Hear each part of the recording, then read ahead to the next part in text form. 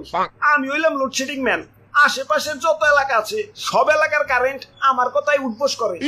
Superman সে তো আকাশে উড়ে বেড়ায়, স্পাইডারম্যান সে তো বিল্ডিং এ ঝুলে বেড়ায়, আর আমি লোডশেডিং ম্যান, আমার আঙ্গুলের এক চাপে পুরো এলাকার কারেন্ট রে ইন্না নিল্লা করে দিবার পারি।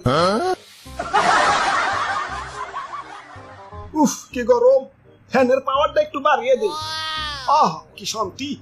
না না, এত শান্তি করলে হইব না, যাই অমুক এলাকায় একটু লোডশেডিং দেই। নেও এবার গরমে মরো।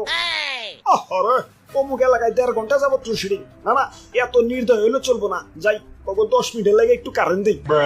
অমুক এলাকায় আবার এক ছেড়িরে প্রপোজ করছিলাম, ছেড়ি রাজি হয় নাই। যা আজকে তোকে সারাদিনও কারেন্ট দিন না।